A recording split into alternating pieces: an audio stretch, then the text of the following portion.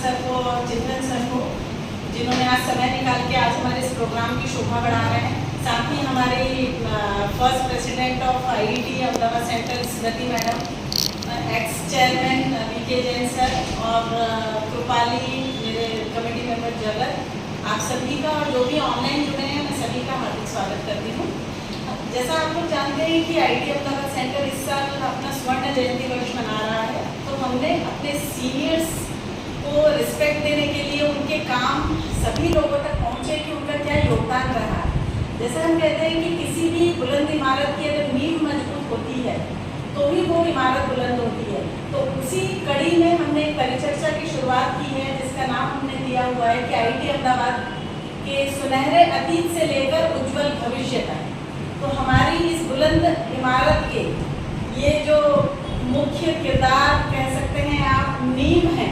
आज हमें बहुत खुशी है कि उन्होंने अहमदाबाद सेंटर के लिए फिर एक बार समय निकाला और आज हमारे साथ उपस्थित है। मैं सबसे पहले परिचय देना चाहूँगी।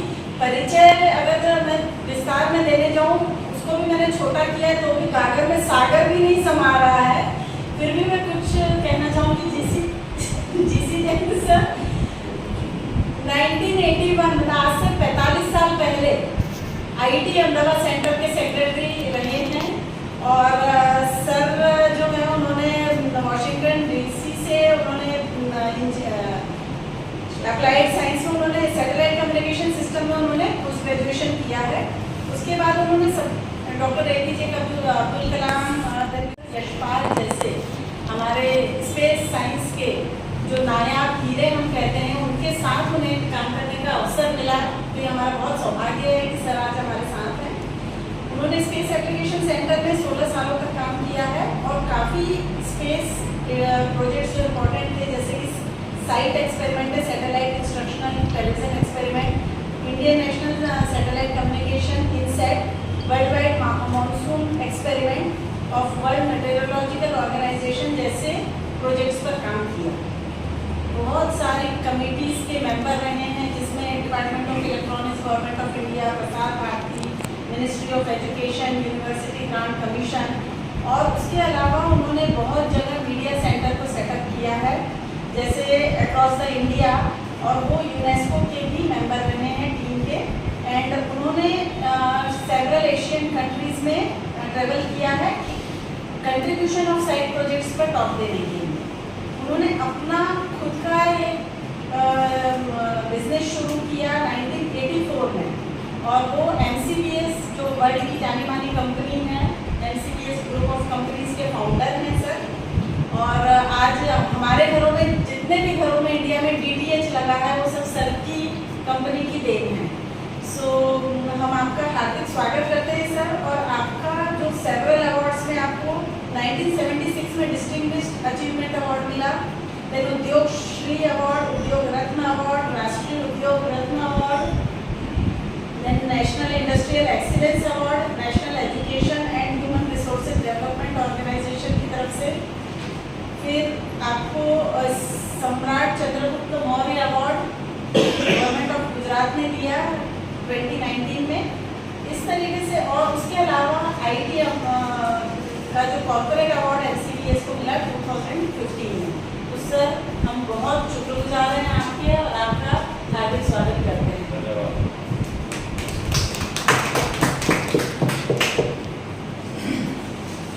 अब मैं मधुकांत सर के बारे में थोड़ा सा उनका परिचय देना चाहूँगी कि उनको 45 इयर्स का एक्सपीरियंस है प्रोफेशनल लाइफ में, and quantum science, electronics communication, sensor technology. उन्होंने अपनी PhD देहरादून से की है एंड गुजरात यूनिवर्सिटी से BA एंड MA किया है। वो IET अहमदाबाद सेंटर के चेयरमैन भी रहे हैं एंड पुणे और अहमदाबाद के ट्रेजरर भी रहे हैं। उन्होंने काफ़ी कंट्रीब्यूशन किया है biotechnology, digital health care, IoT, digital farming, project management and project development में काफ़ी उनका योगदान रहा है। वो रेव ऑटोमेशन LLP, रेव नैनो साइंस LLP, रेव सॉइल्स प्राइवेट लिमिटेड के फाउंडर हैं और वो अभी agriculture, health care and biotechnology applications में काम कर रहे हैं। वो एक्टिव लीडर लीडर रहे हैं प्रोफेशनल बॉडीज़ में, fellow of IIT, PES, EMI, EMC, life member of ISTE, then computer society of India, astronautical society of India, जितनी भी प्रोफेशनल सोसाइटीज़ हैं उसके साथ एक्टिव मेंबर हैं। और उन्होंने head a leadership position as chief technical officer at Texan Microsys private limited and विजुअलस्पेक्ट जैक्सन सुआ, और director of engineering at Sahajanand laser technology limited and Infochip में भी वो एक्टिवली वो डायरेक्टर रहे हैं। और जनरल मैनेजर एट CG और EL लॉजिक सिस्टम्स लिमिटेड, ये जनरल मैनेजर रहे हैं। और रे फाउंडेशन के रे ऑटोमेशन के फाउंडर मेंबर होने के कारण he has pioneered innovations in multi-band spectrometer, IoT based soil analyzer, wireless sensor networks and biotech systems. So Madhukant Patel sir का प्रिविलेज रहा है कि उन्होंने नरेंद्र मोदी जी के साथ ICT for rural India initiative में काफ़ी क्लोजली काम किया है। और he was a delegate in the FMC World Bank program to study global trade house technologies. और उनका वो भी एक्स इसरो पर्सन है। आज हमारी खुशकिस्मती है कि तीनों एक्स इसरो पर्सन हैं और इस इसरो से अपने कैरियर की शुरुआत करके वो उन्होंने ऊंचाइयों को अपने अपने क्षेत्र में छुआ है। और IIT अहमदाबाद भी सेंटर देखा जाए तो एक तरीके से इसरो से ही उसकी शुरुआत हुई। सो पहले हम आपका हार्दिक स्वागत करते हैं मधुकांत सर, आज आपने समय निकाला और हमारे साथ है।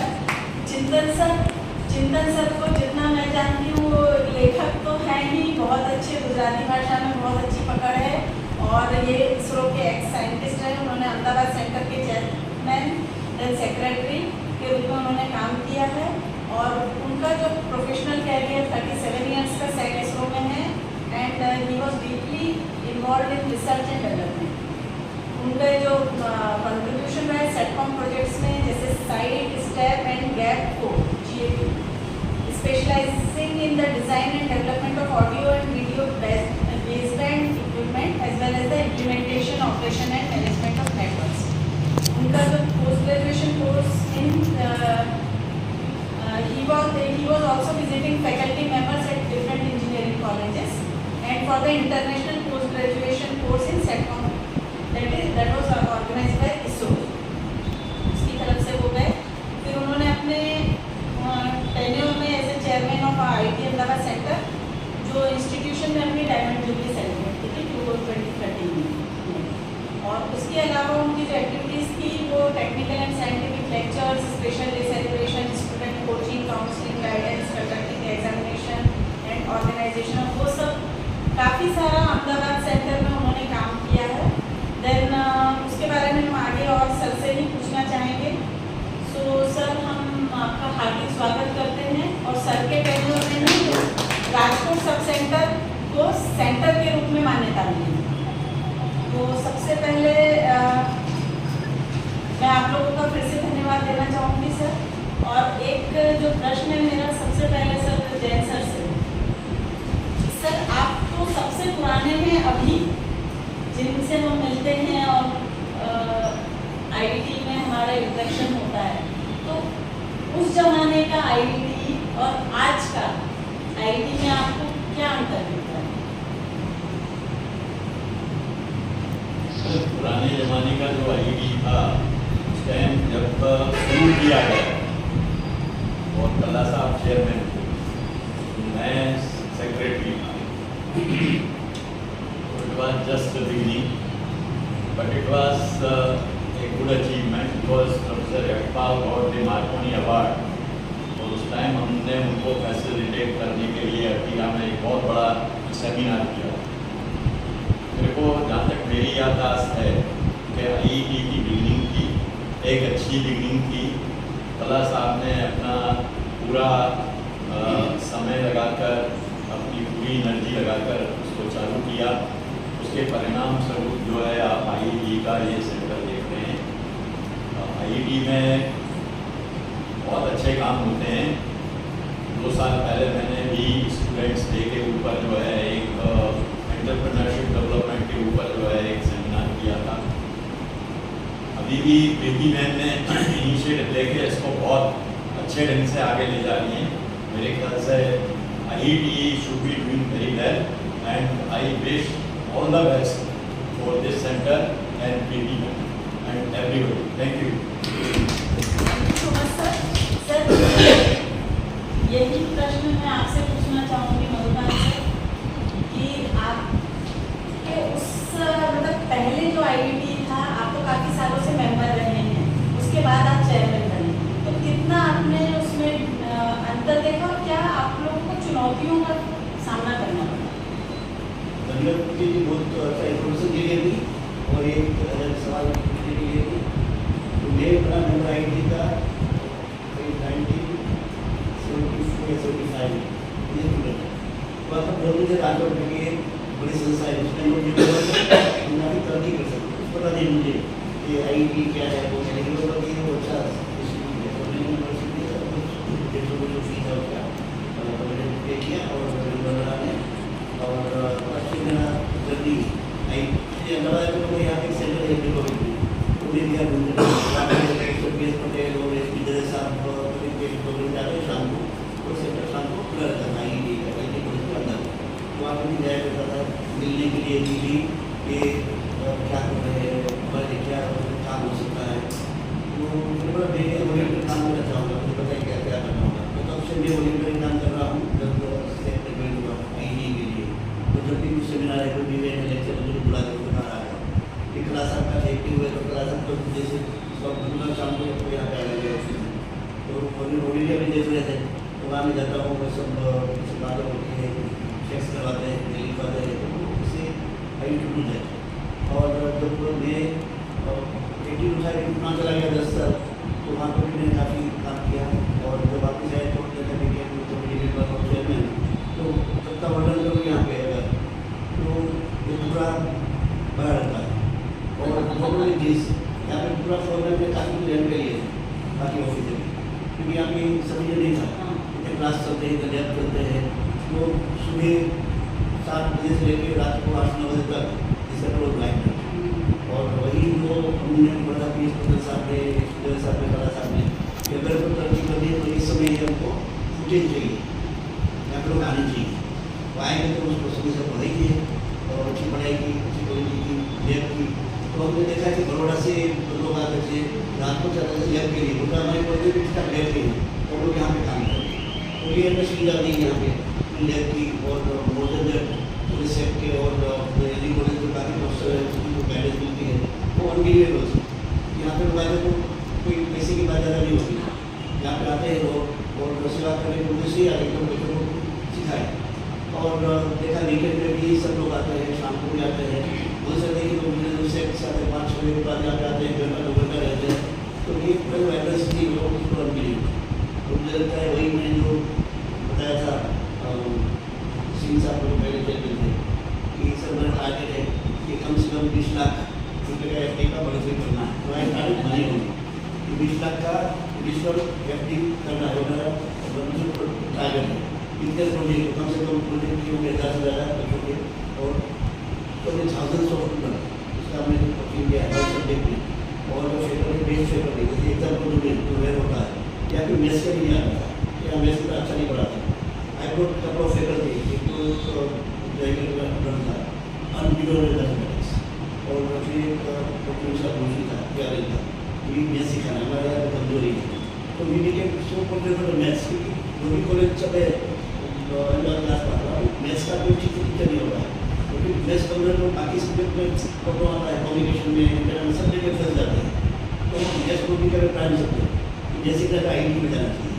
ऐसे भी कुछ अपने इंग्लिश भी बन गई, यहाँ पे बच्चा आने के लिए तो अच्छा है, यहाँ पे ज्ञान भी मिलता है, पढ़ने भी मिलता है, इतने उसकी इन्वेंशन मिलता है। तो कई अपने बच्चे भी वो चीज़ लोग पाए उनको गाइडेंस होता और तो ये देखा मैंने बहुत ही सुनहरा ट्रांजेक्शन देखा मैंने यहाँ पे इंडिपेंडेंट में 1-2 बच्चे आते हैं उन काम पे जहाँ देखे तो पूरा भार है। यहाँ पे फर्स्ट फ्लोर भी हम लेते थे, देन एडिटिंग एग्जाम करवाते थे, ऊपर भी लेते थे, इतना सारा था अपना। तो इनको तो ये लाइब्रेरी बहुत अच्छा लगा कि उसको ट्रांजिशन देखना मिला और बेटी की अद्भुत था कि पूरे हिंदुस्तान में एक लोग जानते हैं कि IIT अहमदाबाद क्या है, इसके 2 महीने पीछे कभी किया गया, सब लोग को अपना एक गजब हो गया। म्यांमार आज भी लोग याद करते हैं, मोदी से प्रयान है, तो ये छोटा मोटा काम किया है हमने।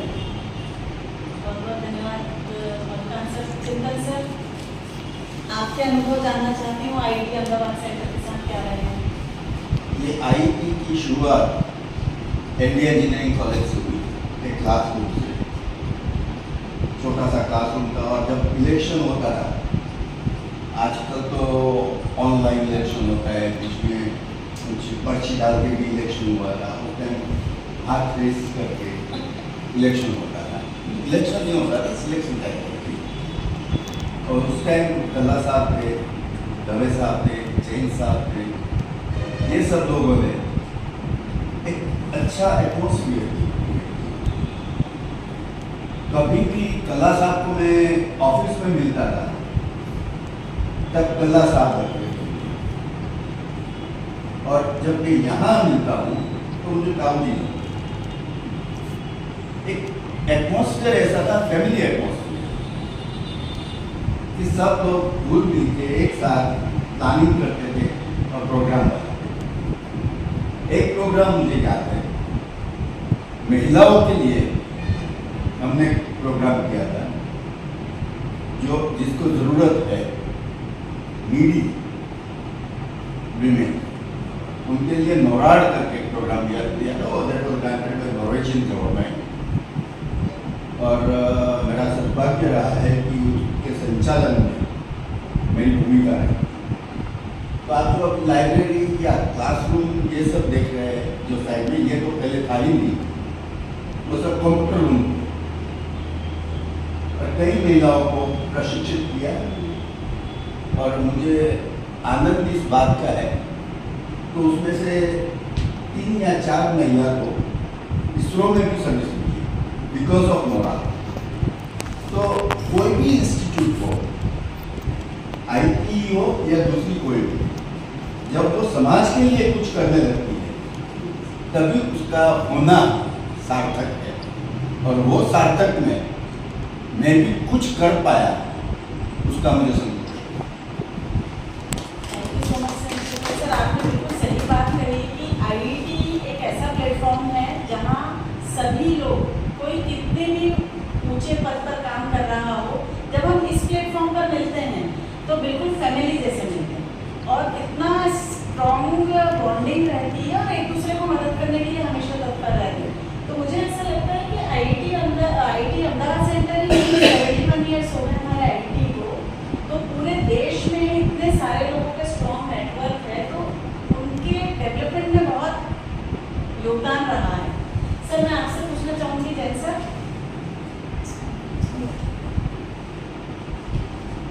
कि जब आपने कैरियर शुरू किया था, तब जो इलेक्ट्रॉनिक्स एंड टेलीकम्युनिकेशन था, और आज उसमें आप कितना अंतर देखते हैं, और आपको मतलब आपकी खुद की जर्नी में क्या आपको इससे फायदा रहा?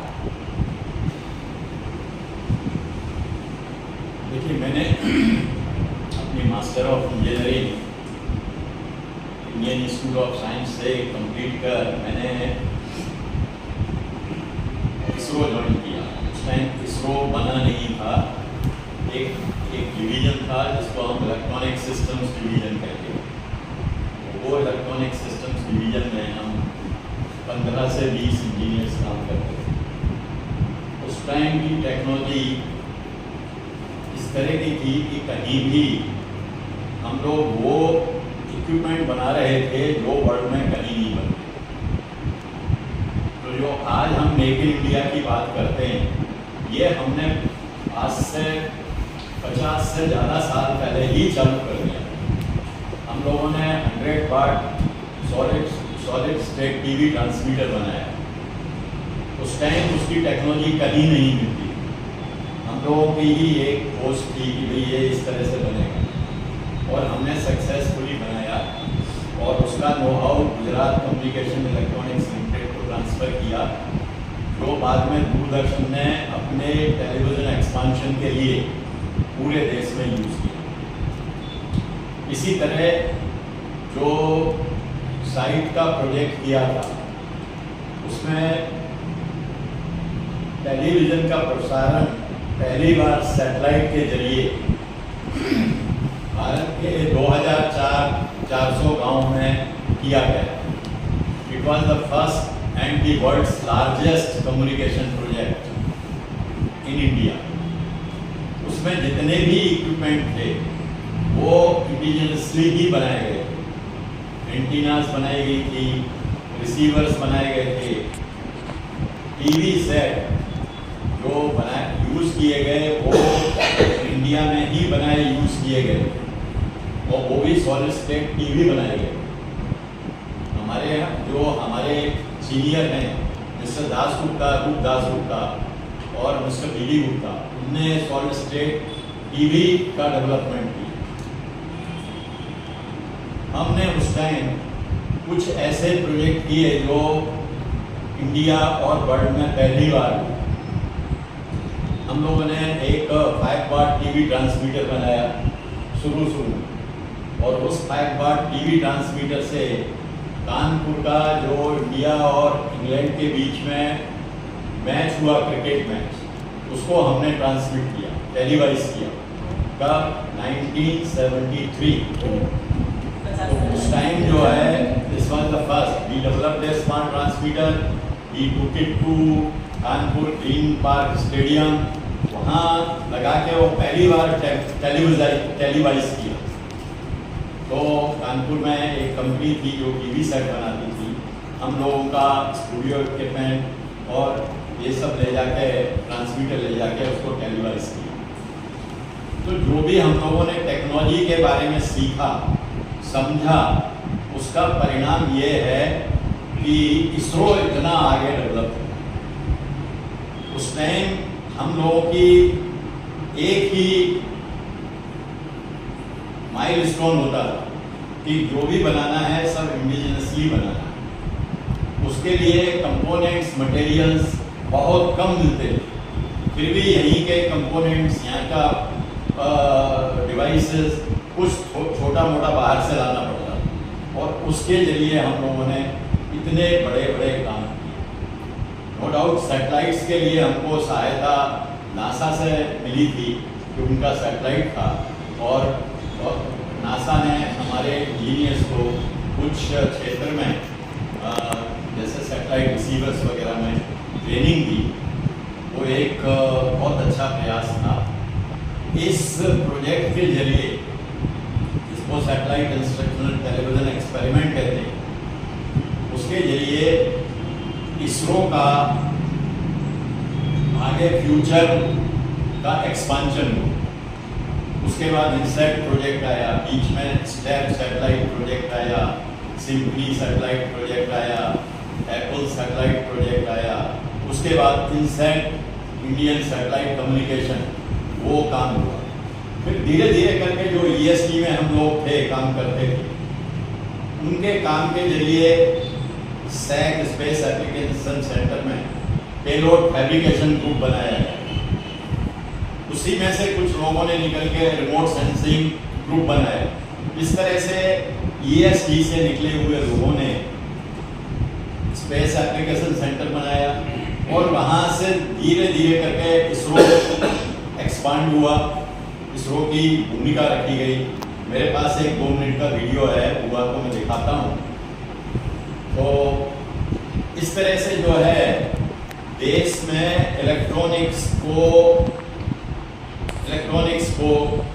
एक बहुत बड़ी गति मिली। उस टाइम हम लोगों के पास एनर्जी, इंथुसियाज्म, हम सब लोग नए थे और हम लोगों को कुछ नहीं आता था, लेकिन फिर भी हमने ऐसे काम किए हैं जो वर्ल्ड में पहली बार हुए हैं।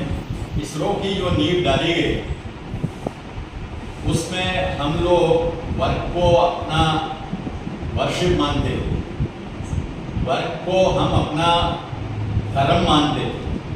हम लोग 12 घंटे नहीं, 8 घंटे नहीं, 18 घंटे काम करते थे, और इस तरह से काम करे वो इसरो की नींव पड़ी। आज आप देखते हैं कि इसरो विख्यात संस्था है, और उसने जो किया है वो दूसरे देशों के लिए भी एक एग्जाम्पल। हाँ, मैं थोड़ी देर बाद आपको मैंने एक छोटी सी पोइम बनाई है इसरो के बारे में। मेरे पास 5-6 पोइम है। चिंतन सर कुछ कहना चाहते हैं? आपके मैं थोड़ा ऐड करना चाहता हूँ।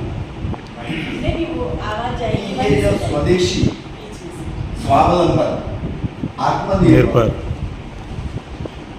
एक हमारे देश का सबसे पहला स्टेशन आरवी में बना, मुला के पास। अभी वो टाटा कंसल्टेंसी उसको मैनेज कर रही है।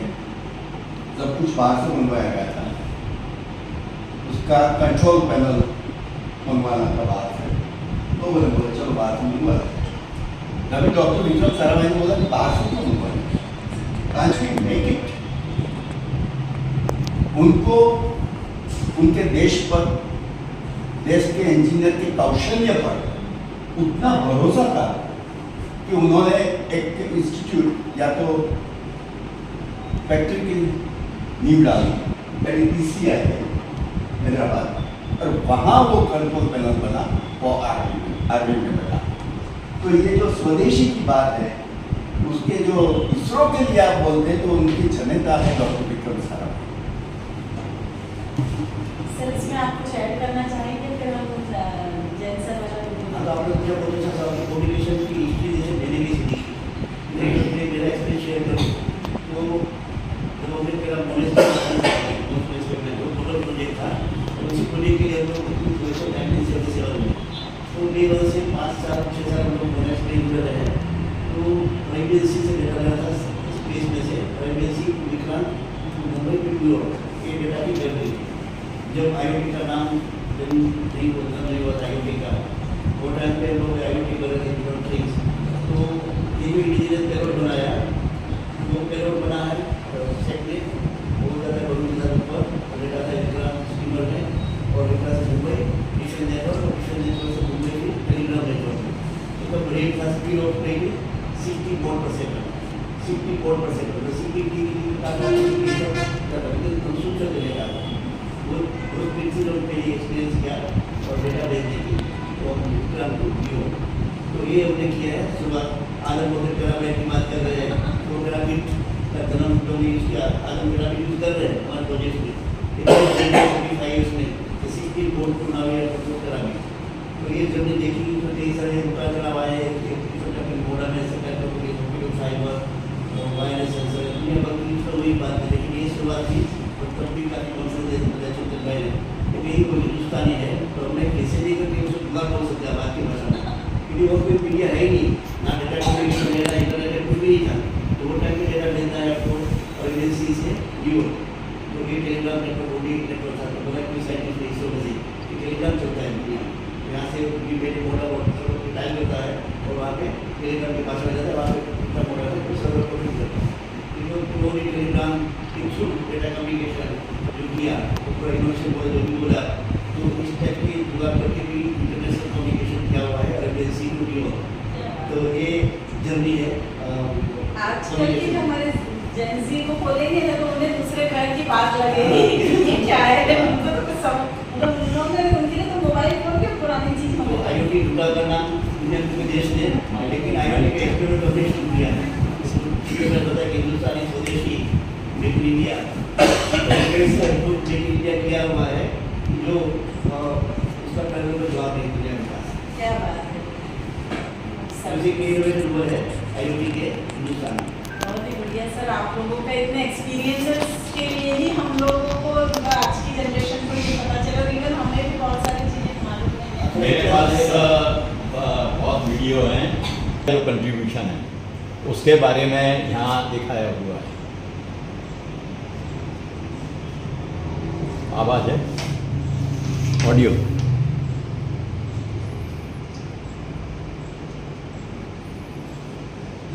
स्पीकर कनेक्ट करना पड़ेगा क्या?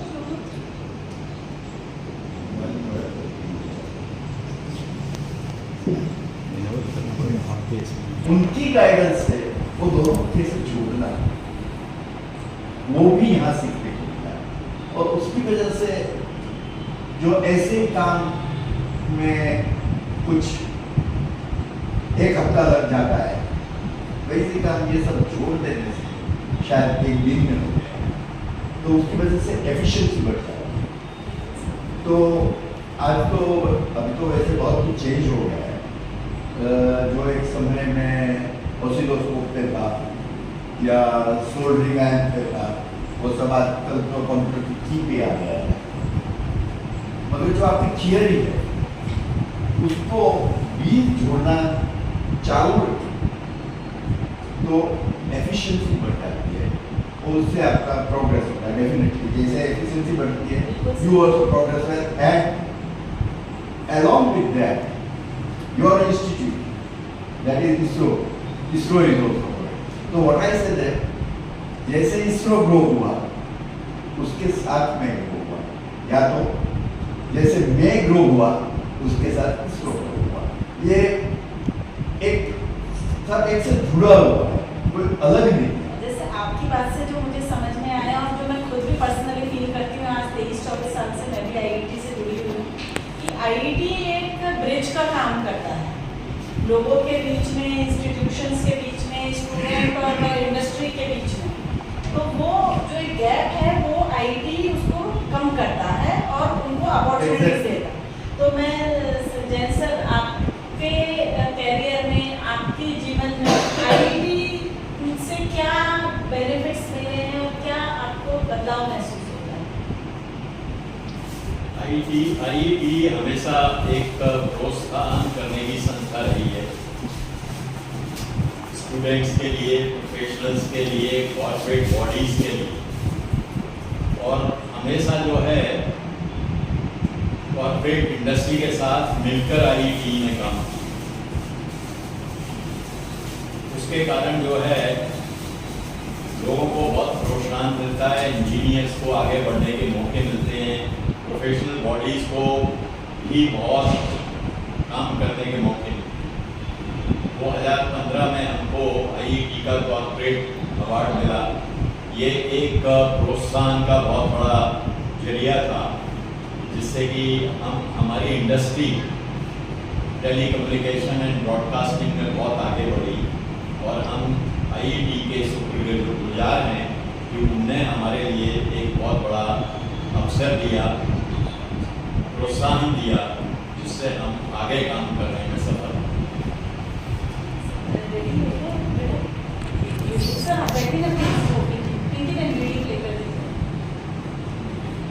मैं थोड़ा बोलता हूँ।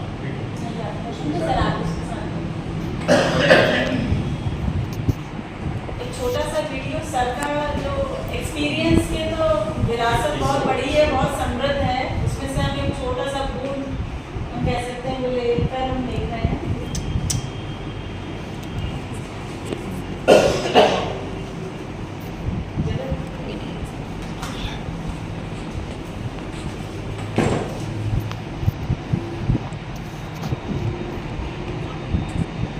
ये वीडियो हमने जो है हमारा एक ग्रुप जो ESCN है, हमारा ग्रुप ESCN है जो 1970 में चालू हुआ था और इसमें हम बहुत कम लोग थे और इसमें हम लोग काम करते थे। तो हम लोग जो है एक अपना गेट टुगेदर मनाते रहते हैं और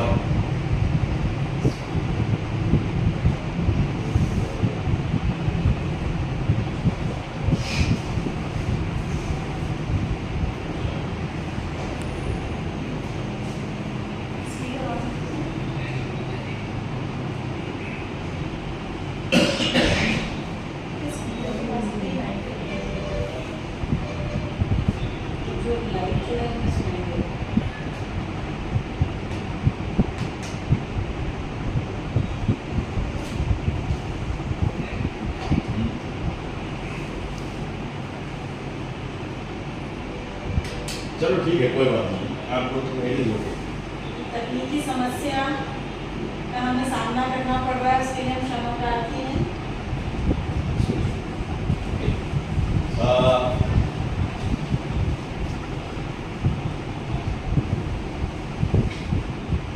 इसमें मैंने इस वीडियो में दिखाया है कि हम 15-20 इंजीनियर थे शुरू में ESC में और धीरे धीरे करके ये इसरो में तब्दील हो गया और इतने अच्छे काम हुए और इतने बड़े काम हुए कि ये छोटा सा ग्रुप पहले सैक में बदला, सैक बना स्पेस एप्लीकेशन सेंटर और उसके बाद इसरो में तब्दील और उसने वर्ल्ड में अपना नाम कर दिया। तो एक छोटी सी शुरुआत जो 1969 में रखी गई थी इसरो बनाने की, वहाँ से उस टाइम इसरो की कोई भूमिका नहीं थी। उस टाइम ESD को विक्रम साराभाई ने एक जवाबदारी दी थी कि फ्यूचर में जो भी इसरो में प्रोजेक्ट्स आएंगे इलेक्ट्रॉनिक्स के, वो ये ग्रुप करेगा ESD। इस हिसाब से उन्होंने इसकी नींव रखी। ESD का रोल था कि सैटेलाइट इंस्ट्रक्शनल टेलीविजन एक्सपेरिमेंट के लिए इक्विपमेंट बनाना और पूरे देश में 1975 में जो साइट एक्सपेरिमेंट हुआ उसमें इनको यूज करना। ये एक बहुत बड़ी कामयाबी थी। इस कामयाबी से इसरो का एक बहुत बड़ा नाम हुआ, इसरो आगे बढ़ा और आज इसरो एक वर्ल्ड की सबसे बड़ी संस्था। तो सही बोला सर आपने। और आप लोग इतने अनुभवी हैं, मैं सब आप तीनों से एक ही प्रश्न पूछना चाहूँगी कि आजकल की अगर हम जनरेशन को देखें तो उतनी हमें मतलब वो स्मार्ट वर्किंग वाली है, वो कम मेहनत में ज़्यादा काम भी करती है और उन्हें ज़्यादा फल भी चाहिए। तो मैं जैसे सर ने कहा था कि 18-18 घंटे, और आज भी मैं ये चीज़ मानती हूँ कि उस ज़माने के अलावा आज के ज़माने में भी इसरो के जो साइंटिस्ट हैं वो 18-20 घंटे काम करते ही हैं। सो अभी जो न्यू जनरेशन है वो उनको IIT में, जैसे आप लोगों ने इतने अपने साल दिए IIT को, IIT के लिए इतना काम किया, अलग अलग प्रोग्राम्स आप लोग ऑर्गेनाइज किए हैं, उसके लिए आपने बिल्कुल अपने प्रोफेशनल वर्क मतलब जॉब के साथ साथ आप IIT को भी उतना ही आपने इक्वल उसको वेटेज दिया और काम किया। तो जो न्यू जनरेशन है उसको उनको आप किस तरीके से संदेश देना चाहते हैं कि उन्हें क्या करना चाहिए, मतलब कुछ उन्हें प्रेरणा मिले कि वो किस तरीके से बैलेंस कर सके वर्क को और IIT के को आगे बढ़ाने के लिए। सर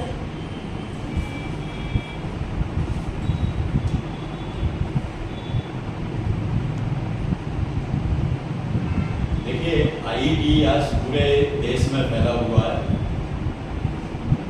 हमारे 64 ब्रांचेस हैं इंक्लूडिंग नेपाल। तो IIT का विस्तार भी इसरो के जैसा ही विस्तार हुआ है। इसने जो है पूरे देश में अपनी संस्थाएं खोली हुई हैं और उसमें सभी प्रोफेशनल एक्टिविटीज चलती हैं। इसमें students, engineers, professionals, corporate body सभी जुड़े हुए हैं और IIT हर साल अपने तरह तरह के प्रोग्राम हर शहर में करते हैं। इससे लोगों को बहुत प्रोत्साहन मिलता है। तो मेरा ऐसा मानना है कि IIT विल ग्रो। जो अभी नया ज़माना आ रहा है IIT का, इसके बाद जो है इंफॉर्मेशन टेक्नोलॉजी का ट्रांसफॉर्मेशन होके आर्टिफिशियल इंटेलिजेंसी का और भी बहुत नए नए सिस्टम्स आ रहे हैं। उसमें IIT अपना एक मुख्य रोल अदा करेगा और देश के भविष्य को उज्जवल बनाएगा। बिल्कुल सही बात कही सर आपने। चिंतन सर, मैं आपके विचार लेना चाहूँगी कि नई पीढ़ी को क्या करना चाहिए कि वो वर्क बैलेंस भी करें और IIT को ग्रो करने में मदद कर सकें। देखिए, एक जमाना जब था जब हम पढ़ रहे थे तब कि कुछ हमने पढ़ लिया, ये वो बहुत सालों तक वही चलता है। जैसे कि ट्रांजिस्टर पढ़ लिया, कैसे बायसिंग करना है, कैसे ये बनाना है, हो सकता है 10 साल तक वही करते हैं तो चलता है। और बहुत सालों के बाद नई आईसी आई, उसके इमीडिएटली ये ऐसा ही आ गई। तो मेरा कहने का ये है कि अब टेक्नोलॉजी बहुत जल्दी चेंज है, तो आपको उसके साथ मैच करना चाहिए और उसके साथ मैच करने के लिए आपको फिर से मैं वहीं पर आ जाता हूँ कि आपका जो एरिया है उससे बाहर है, तभी आपको पता चलेगा कि कहाँ क्या हो रहा है। You should be aware of everything what is happening all around, और उसके लिए आपको डिफरेंट लोगों से मिलना चाहिए। और ये हो सकता है IIT जहाँ आप दूसरे प्रदेश के लोगों को मिल सकते हैं, वो क्या करते हैं वो पता चल सकता है, क्या नई टेक्नोलॉजी आ सकती है वो हो सकता है, और आप जो काम कर रहे हैं उसमें उसको इम्प्लीमेंट कैसे करें, that is also very important, वो भी आप कर सकते हैं। And that becomes faster and easier. आप अपनी लाइब्रेरी में जाके गूगल पे सर्च करके भी ये सब कर सकते हैं। ऐसा नहीं है कोई केस का नहीं कर, मतलब उसमें टाइम लगता है, शायद आप वहाँ तक पहुँच ही ना पाए जहाँ आपको पहुँचना चाहिए, या जैसे आपके सराउंडिंग को लोग तब जल्दी से मदद कैसे। बिल्कुल सही बात है सर। मतलब मैं थोड़े से आपकी बात को वही जो आप कहना चाहते हैं उसको दो बढ़ाना चाहूँगी कि आप 1000 पेज पढ़ लीजिए, आपको कितना टाइम लगेगा, और आप किसी अनुभवी व्यक्ति के साथ आप 10 मिनट बैठ लीजिए तो 1000 पेज पढ़ने का जो आपका एक्सपीरियंस आपको मिलेगा, अनुभव मिलेगा, आपका नॉलेज बढ़ेगा, वो आपको 10 मिनट में आप गुणीजनों के विद्वानों के साथ बैठ के मिल जाएगा। सो IIT आपको ऐसा प्लेटफॉर्म देता है। मधुबन सर, आप क्या कहना चाहेंगे? तो मेरा अवलोकन है कि जो संस्था IIT इसका जन्म भी हुआ था प्रोफेसर स्कीम बनाना, उसका उद्देश्य वही था क्योंकि प्रोफेसर स्कीम वो बच्चे आते हैं अलग बातें, पर ये देखा कि जो प्रोफेसर है उसको कंटिन्यूस एजुकेशन चाहिए, मतलब कंटिन्यूस एजुकेशन की बात है वो IIT के कर देती अभी भी कभी अंदर में, और जो उसका कनेक्शन नहीं होने से क्या होता है हमने देखा करीब से कि आज के बच्चे कोई IIT आते नहीं है, और परमिशन भी नहीं, हमारे लिए भी नहीं लगता है कि कैसे आए क्योंकि स्कूल ऐसे तो जो देखा मैंने यूरोप में अमेरिका में मेरे सैकड़ों हजारों स्टूडेंट भी है, फ्रेंड भी है, वो 45 ईयर्स की एज में फ्रस्ट्रेट हो जाता है, उसको जिंदगी की जिंदगी का काम भी से कर वर्क बैलेंस लाइफ बैलेंस आता ही नहीं है, फंस जाता है। आज इंसान काम कर रहे हैं, पेंशन भी सोच रहा है, मैं काम कर रहा हूँ, बात तो कर रहा आज भी हम लोग को फ्रस्ट्रेशन देखा चिंतन में लिख रहे आराम से एकदम फ्रेश माइंड से, एकदम यंग माइंड में लिखने के लिए, तो हमारा माइंड एकदम फ्रेश है, हम लोग फ्रस्ट्रेट हुए ही नहीं, हम लोग भी लगा नहीं कि डर है कल क्या होगा नौकरी का, कभी डर नहीं, आप डर लगता है जैसे कल आगे करूँगा ये कल करना पड़ेगा, ये भी नहीं है, वो नहीं लिखते, उनको पता है कि इसको अपना रास्ता है, उसका थिंकिंग है, उनको क्या किसने एक रात देखेंगे कि कभी करोड़ों लोग का हार्ट ब्रेक का हुआ है, रीज़न वही है कि रियल दुनिया से और हायरार्की से कनेक्ट करते हैं, जैसे कभी तावली लगते हैं बड़ा सा, जब सब तावली लगते हैं तो एक हायरार्की, वहाँ से आपको सिर्फ टेक्निकल सीखना भी है, लाइफ साइंस है, पेशेंस है, वाइडिंग द पेज है, जैसे जैसा भी काफ़ी करंट हमारे एक्सप्लेन ले चुके हैं, क्रिकेट का नाम है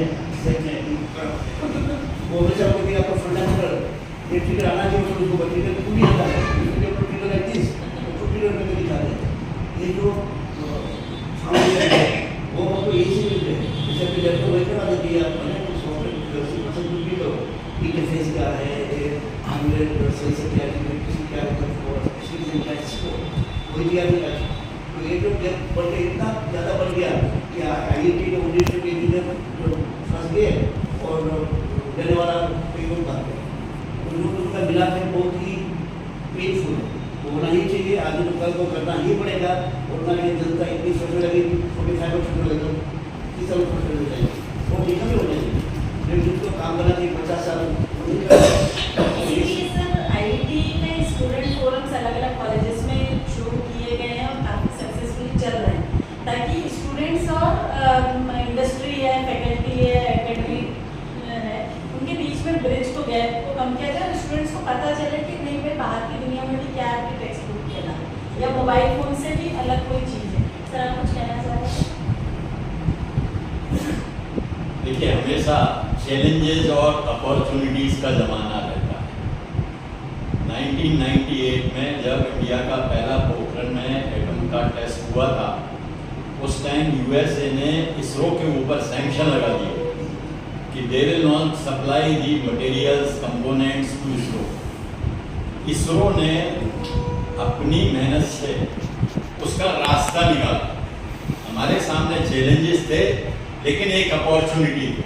अपॉर्चुनिटी क्या थी कि हम इंडिजिनसली चीज़ें बना लें। आज इसको इतना आगे क्यों है?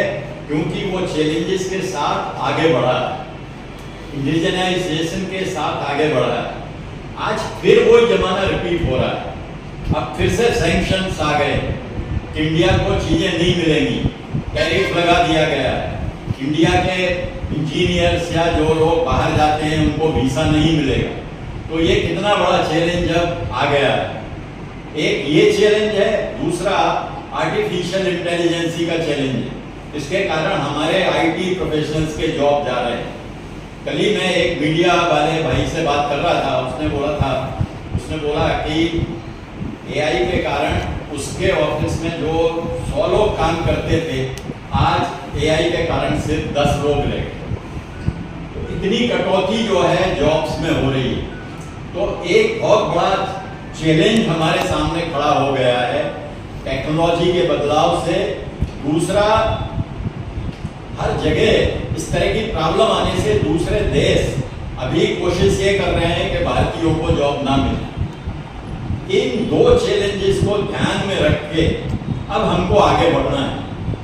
ये हम सबका एक कर्तव्य है कि हम सोचें कि हम किस तरह के बदलाव लाएं, जिससे कि ये समस्या को अपॉर्चुनिटी में बदल दिया जाए।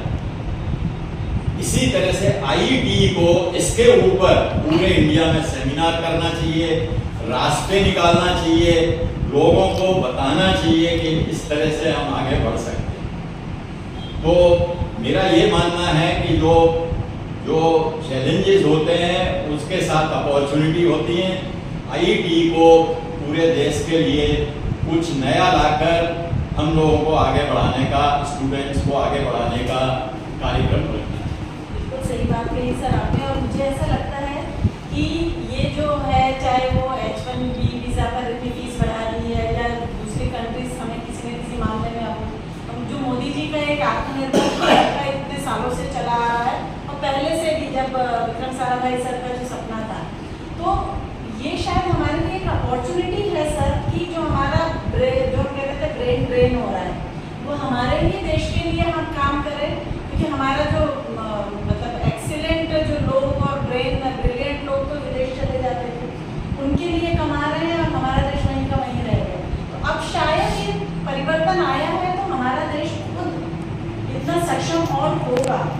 और बिल्कुल आपने सही कहा है। तो सर मैं और सुझाव लेना चाहूँगी कि आईटी को और क्या करना चाहिए। जैसे पहले तो हम क्या करते हैं, हम लोग पार्ट टाइम कोर्सेज करवाते थे, जो लोग जॉब कर रहे हैं उनके साथ अभी हम स्किल डेवलपमेंट के प्रोग्राम्स कर रहे हैं।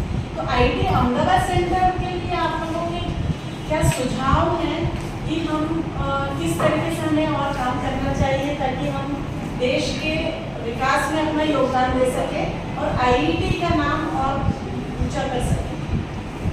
जो इंसोन है और जो क्रिटिकल एस्पेक्ट है और में काउंसिल रहता है, डॉक्यूमेंट होता है, ज़्यादा एडमिशन डॉक्यूमेंट क्या है सीखना चाहिए।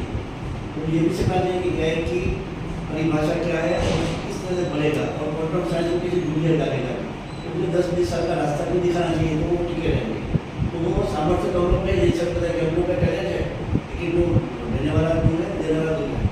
तो वो क्या कम करने के जैसे हमको अवेयरनेस बढ़ाना है, जैसे आप अच्छा काम करिए ऐसा सेंटर वगैरह में, उसको थोड़ा सा धक्का देकर को यहाँ बुलाना चाहिए कि आप यहाँ पे आओ, हम लोग आपको बहुत कम दाम में तो फिर कोर्स में आपको प्रोजेक्ट गाइडेंस देंगे या एजुकेशन करेंगे वो करेंगे, ऐसा करके हमको धीरे धीरे लाना है।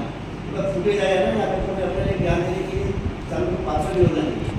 तो ये ज्ञान की और है, 500 की और है। तो उसको करने के लिए मैं खुद दे सकता हूँ जिम्मेदारी, 10-20 ग्रुप को मैं खुद काम नहीं कर सकता। मेरे पास इतने सारे काम भी है, इतने सारे आइडियाज भी है, इतना मेरी जरूरत भी है मुझे। इस तरह से हम लोग रीच कर सकते हैं। इसी करके अपना और भी लोग जैसे साहब का इतना अच्छा एक्सपीरियंस है, उसको इनोवेशन बहुत प्यारा है, पूरी इंडस्ट्री में है कि और भी अपने कनेक्शन है, तो ये इसमें जुड़ के हम लोग उसको एवेलेबल कर सकते हैं। तो इस पूरा भरोसा कि लोगों को चाहिए तो जरूर चाहिए नहीं, तो उसकी पेन और अपने ज्ञान को पहले नहीं जोड़ना।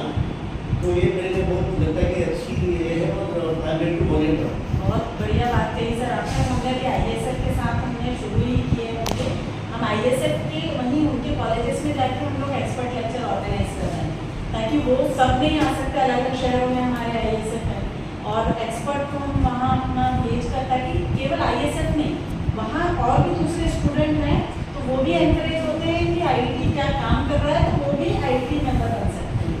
चिंतन सर, आप भी क्या विचार हैं? यहाँ मैं थोड़ा डिफर होता हूँ। Expert lecture, you have given a title of the lecture that on this that will be expert lecture. Now, if I am not interested in that subject itself, I will be away from that.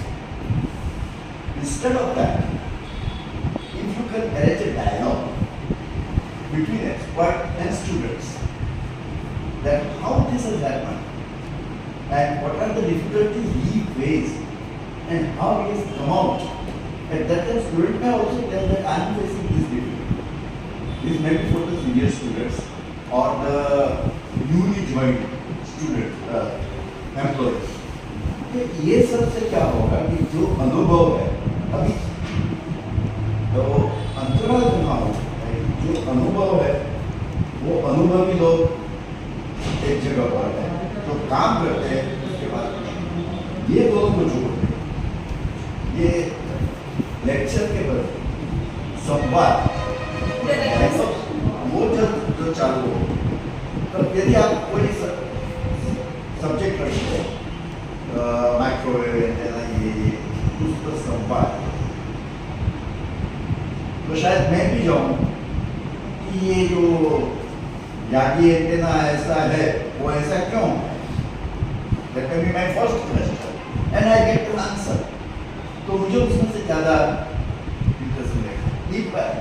यदि आप expert lecture कर दिया उसके बारे में तो वो सब मैथमेटिक्स मिल जाएंगे, शायद मुझे उसमें इंटरेस्ट ना हो, क्योंकि मेरा वो लेवल ही नहीं कि मैं वहाँ तक पहुँचूँ।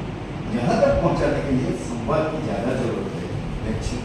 बहुत अच्छा सजेशन है सर आप लोगों का, मतलब हम इसको निकट भविष्य में बहुत जल्दी इसको इम्प्लीमेंट करने की कोशिश करेंगे। और बिल्कुल सही है, जैसे वन वे कम्युनिकेशन के बदले अगर ये संवाद रहे और इंटरेक्टिव सेशन रहे, जैसे हम लोग पैनल डिस्कशन इसलिए प्रेफर करते हैं। अब उसके लिए सब्जेक्ट शॉर्ट ये सब्जेक्ट पर संवाद, बिल्कुल सही बात है। और उसमें स्टूडेंट्स का इन्वॉल्वमेंट ज़्यादा रहे तो उनके क्वेश्चन ज़्यादा रहेंगे तो उनकी क्वेरी सॉल्व हो सकती है। बंदे मतलब वो हम भी ऐसा है ना कि एक ही तरह से सुनते क्लास में भी लेक्चर सुन रहे हैं, वहाँ भी लेक्चर सुन रहे हैं, तो that is a very good idea sir. और शायद ऐसा लेक्चर हो तो बीच में नींद भी आने लगेगी। शायद इसीलिए आईटी की व्यवस्था होती है। बहुत ताकत रहते हैं। बिल्कुल सही बात है सर। जी सर। इसी रेफरेंस में IIT अहमदाबाद को artificial intelligence and challenges opportunities arising out of this, इसके बारे में सबको अवेयरनेस लेक्चर या कुछ प्रोग्राम अरेंज करना चाहिए। AI इज नाउ एक बहुत ही भयावह टेक्नोलॉजी है, उससे किस तरह से हमारे देश में लोगों को जॉब्स में प्रॉब्लम आई और हम उसका कैसे उसका निवारण करेंगे, इसके बारे में मैं रिक्वेस्ट करूंगा कि IIT सेंटर को एक अच्छा अवेयरनेस प्रोग्राम लाना चाहिए। इसी के ऊपर आप पूरा 8-10 लेक्चर भी कर सकते हैं, क्योंकि हर एक आदमी इससे अफेक्ट हो रहा है। जॉब हमारे लिए बहुत इम्पोर्टेंट चीज़ है और सभी हमारे बच्चे IT में जाते हैं। अब IT में जाके नाउ दे आर फाइंडिंग कि भाई वहाँ AI के कारण उनको बहुत तकलीफ आने वाली है, बहुत जॉब्स जाने वाले, तो हम उसको कैसे उसका निराकरण करें, कैसे उसको आगे ले जाएं, इसके ऊपर मेरा ये सजेशन है। जैसे मैं आपकी बात बिल्कुल सही समझ गई सर, और वो बहुत अच्छा सुझाव है। मतलब हमको इस तरीके से अवेयर करना चाहिए कि AI को आपको टूल के रूप में यूज़ करना, वो आपके ऊपर हावी ना हो और आप कितने बेहतर तरीके से। और एक और चीज़ है सर जो एक चिंता करने वाली चीज़ है, नौकरियाँ तो जाने की संभावना है, बट जो सबसे ज़्यादा नुकसान जो मैं देखती हूँ, कोई भी चीज़ के प्लस माइनस पॉइंट होते हैं, हमारी ज़िंदगी को बहुत आसान बना दिया, बट उतना ही उसमें हमारा ब्रेन वैसे भी हम लोग 5% से ज़्यादा यूज़ करते नहीं हैं और उसको अब और यूज़ करना कम कर दिया है।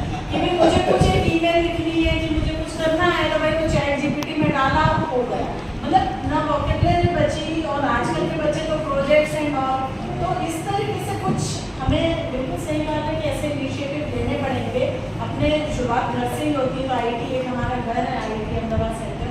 हम कोशिश करेंगे सर कि यहाँ से हम शुरुआत करें और कोई भी चीज़ से डरे नहीं, बट उसको हम पॉजिटिव वे में हम उसको किस तरीके से अपना उपयोग कर सकते। शायद मैं सही समझी सर आपकी बिल्कुल, बात? आपका कहना बिल्कुल सही है। मैं अभी एक विजिट पे था, वो धार्मिक विजिट था, लेकिन मेरा एक कोई खास रिश्तेदार है, वो मीडिया टेक्नोलॉजी में काम करता है। उसका अच्छा जॉब है, 80-90 हज़ार का पैकेज है, लेकिन वो मीडिया में जैसा कि उसने बताया कि 100 लोग जहाँ काम करते थे अब 10 रह गए। अब उसके दिमाग में भी चिंता हो गई कि मैं क्या करूँ। ये हर एक आदमी के दिमाग में चिंता हो गई कि मेरा भविष्य क्या। जो सिर्फ जॉब कर रहे हैं उनका और कोई अल्टरनेट सोर्स ऑफ इनकम नहीं है, उनके लिए अब एक ये बहुत ही बड़ी चिंता का विषय हो गया कि मेरा कोई दूसरा क्या। यदि मैं आज जो है जॉब से निकाल दिया जाऊंगा तो मेरे पास तो कुछ नहीं है, मेरे तो बच्चे भूखे मरेंगे, उनको मैं एजुकेशन भी नहीं दे पाऊँ। ये आज कॉमन आदमी की जो ये प्रॉब्लम आ गई है, इसके लिए हम सब इसका निवारण करें, सेमिनार करें, उनको सचेत करें और वो भी इससे कैसे आगे बढ़ सकते हैं इसके बारे में हम गाइड करें। जैसे सर अभी मैं आप लोगों को बताना चाहूँगी कि हमने आईटी अहमदाबाद सेंटर में डिजिटल लिटरेसी प्रोग्राम शुरू किया है, specially for women and senior citizen. तो जो हम रोजमर्रा में हमारे मोबाइल एप्लीकेशंस होते हैं, और अभी हमने लेटेस्ट किया साइबर सेफ्टी पर, क्योंकि महिलाएं और बुजुर्ग सबसे ज़्यादा टारगेट होते हैं। तो हमने कोशिश यही कर रहे हैं, प्रैक्टिकल लर्निंग करवा रहे हैं कि भाई आप अपने मोबाइल में एप्लीकेशन खोलिए, आप इस तरीके से उसको क्या परमिशन देना है, क्या नहीं करना है। और सर एक चीज़ मैं और कहना चाहूँगी कि जैसे पहले कंप्यूटर आया था तो लोगों में डर बैठा था कि अरे अब क्या होगा, बट उसको हमने अपना टूल बनाया। उसी तरीके से मेरे ख्याल से हम अगर अवेयरनेस, जैसे सर कह रहे हैं कि AI की हम अवेयरनेस करें, तो लोग को डरने के बदले उसको टूल बनाएं। सर आप लोग क्या विचार रखना है? बिल्कुल सही बात है। और जो मैं काम कर रहा हूँ कि जो मेरा ऑब्जेक्टिव है कि AI फॉर कॉमन मैन। तो कॉमन मैन मेरे फार्मर है, मैं फार्मर हूँ और फार्मर के लिए 4-5 साल से टेक्नोलॉजी के ऊपर, तो AI फॉर कॉमन मैन। तो उसके ऊपर अच्छा सवाल कर सकते हैं कि ये जो IoT for AI for common man कैसे होता है। जिधर डायलॉग होते पहले we listen them, we lecture them, ये ऑपरेटर आपका क्या कहना है, तो उन्होंने भी कैसे दूसरा चीज़ें क्या करना है, क्या कैसे कमाएंगे, ये सवाल होंगे। तो उनसे रास्ता बताएंगे कि इसमें कमाई भी है, उसमें काम भी है, उसमें फ्यूचर भी है। इस तरह से हम उसको वाइब्रेट कर सकते। तो ये जो AI का जो दुनिया बदल है वो 5 साल रहेगा, उसके बाद फिर कॉन्ट्रोल शुरू हो जाएगा, वो भी 10-15 साल और रहेगा। तो हमको उसको दिखाना है कि AI है, उसको परिकाष्ठा से यहाँ से ऑटोमेट पर जहाँ तक पहुँचेगा, उसका आपको अपना भविष्य दिखना चाहिए। तो वो उसको लेके जाना है उसको, तो अपना वैक्सीन होगी जो 15 साल पहले सिक्योर कर रहा है। तो 15 साल बहुत होता है सोचने के लिए, तो इसी सीजन कर सकते हैं जहाँ पे हम जो कुछ दे वहाँ पे ना करें, हम बताएंगे कि सुविधा है कि आपको उसको डालना है। चिंतन सर आप ये बात सही है, मगर मैंने एक देखा है कि ये कंप्यूटर वगैरह है, AI है, उसके टर्निंग ओवर वो भी थोड़ी डिफरेंट होती है। जैसे वो वैसे वो आम शब्द ही है, उसको अलग तरीके से, तो ये सब फेमिलियर है, ये सब यदि लोगों में हो जाए तो भी बहुत आसान हो जाता है। आपने बोला हम कंप्यूटर से डर रहे थे एक ज़माने में लोग रेलवे से भी डरते थे। तो ये तो युगों से चला आ रहा है, टेक्नोलॉजी चेंजेस होता ही रहता है।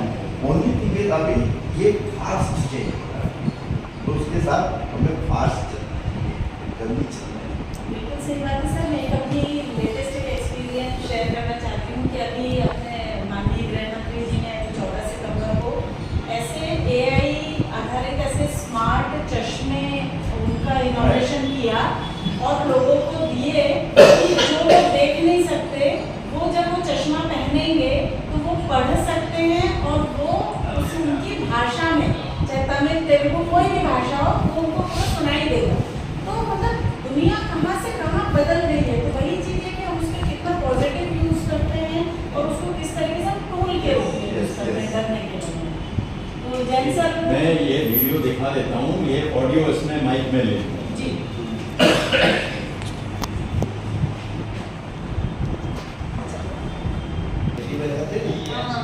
अच्छा, इसी में से दिख रहा है। कमाल कर दिया और 5 और 7 साल में कमाल कर दिया। 1970 में इसरो का सपना संजोया था, वह साकार कर दिया। भारतवर्ष में इसरो की भूमिका रखी गई थी, उसे कामयाब कर दिया। आज के television broadcasting, communication, digitisation, remote sensing की नींव रखी गई थी, उन सब सपनों को साकार कर दिया। ये थे 10, 15, 25 और कारवां बनता गया और बढ़ता गया और इसे इसरो में तब्दील कर दिया और भारत में ESDN ने अपना नाम कर दिया। इसरो को विश्व ख्यात बना दिया और ESDN ने कमाल कर दिया। लगन एवं साहस की बदौलत देश के सपनों को साकार कर दिया। ESDN में जो कर दिखाया वो कोई नहीं कर पाया और वह एक मिसाल कायम कर दी। ESDN ने तन मन धन से अपना सब कुछ देश के लिए न्यौछावर कर दिया और कमाल कर दिया। आइए हम ESDN के हमारे बीच जो नहीं है और वह जो आज भी देश और समाज को सब कुछ देकर ही कार्यरत हैं और जीवन यापन करते हुए मशाल को कायम रखे हुए हैं, उनको एवं उनके परिवार को हमारा बारंबार नमस्कार और उनके स्वस्थ, सुरक्षा और समृद्धि की कामना करते हुए मैं इस ESDN की शुभकामना देते हुए दिया और भारत में इतिहास रचा। आपके अनुभव के आधार पर और अभी जो चीजें IIT अहमदाबाद को आप देखते हैं, तो एक शब्द में अगर आपको IIT को परिभाषित करना हो तो IIT अहमदाबाद सेंटर, तो आप क्या कहेंगे? ये ज्ञान का सागर है, वो सागर को खोल रहा है, जहाँ तक है दिल बंद करना है, तो वही अगर ये सागर को IIT अहमदाबाद सेंटर को डिफाइन कैसे करेंगे? क्या बात?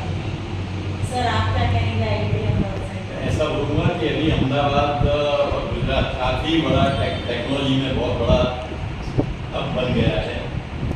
Electronics, semiconductor industry, software industry, ISRO के लॉन्चिंग सेंटर का भी यहाँ पे एक बहुत बड़ा सेंटर बन रहा है।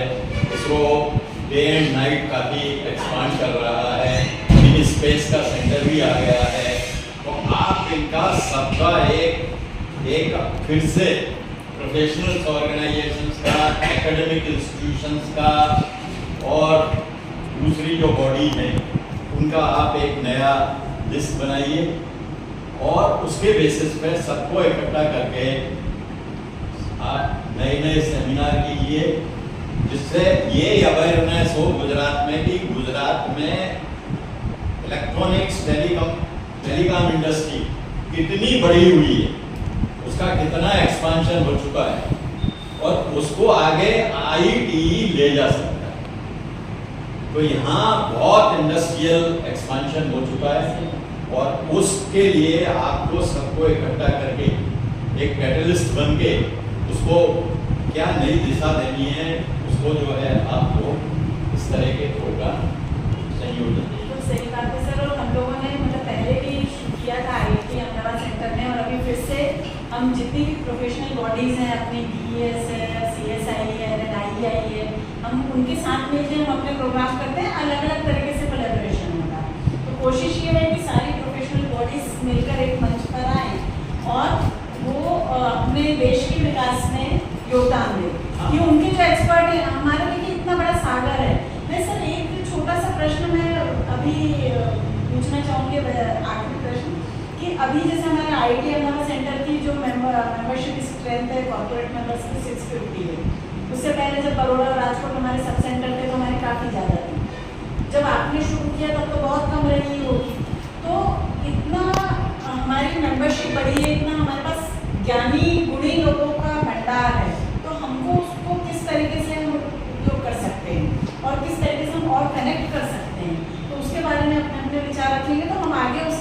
काम कर।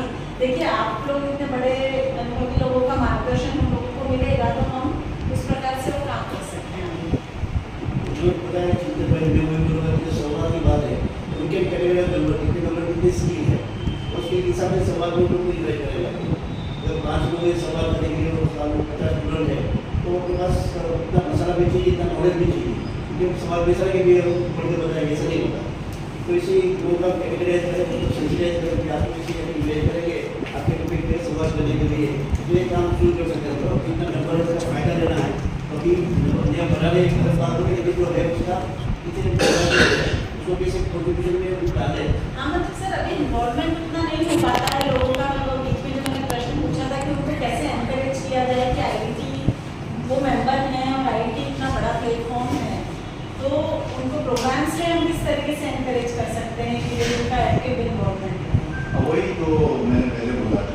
अभी मैं आपको एक सिंपल एग्जाम्पल देता हूँ कि मेरी बात हो या जैन साहब की बात हो, हम काफ़ी एज में बड़े हो गए हैं। आप मुझे बोलेंगे कि आप यहाँ एक्सपर्ट लेक्चर या इस पर लेक्चर देने के लिए मैं मना कर दूँगा क्योंकि उसके लिए मुझे प्रिपेयर करना पड़ेगा, मुझे बनाना पड़ेगा, सब प्रेजेंटेशन बनाना पड़ेगा, खड़े होके कंटिन्यूस मुझे 1 घंटे तक बोलना पड़ेगा, सारी उसके पीछे बहुत सारी मेहनत रहती है। मगर यदि आप बोले कि ये आप अपना सब्जेक्ट बोलिए उसमें हम संवाद रखेंगे तो मैं आ जाऊँगा क्योंकि मुझे कुछ भी नहीं करना है उसके लिए अपने एक्सपीरियंस से शेयर शेयर करना करना है। जितना वो पूछेंगे उसका ही मुझे जवाब देना है और उससे क्या होगा कि उनको क्या चाहिए वो भी मुझे मिल जाएगा। कई बार ऐसा होता है कि मैं लेक्चर देता हूँ 80% दे डोंट नो, मेरे लेक्चर का 80% पार्ट तो उनको चाहिए ही नहीं। या तो उनको पहले से ही पता है या तो उसके ऊपर से जरूरत नहीं है। अगर संवाद रखो तो it is 100% communication, 100% transformation of knowledge. अगली बार से जो भी हम प्रोग्राम मतलब एक्सपर्ट लेक्चर ना रखें उसे हम संवाद इंटरेक्टिव रखेंगे, कॉलेजेस में रखते हैं चाहे यहाँ भी रखते हैं तो वो ज़्यादा अच्छा रहेगा।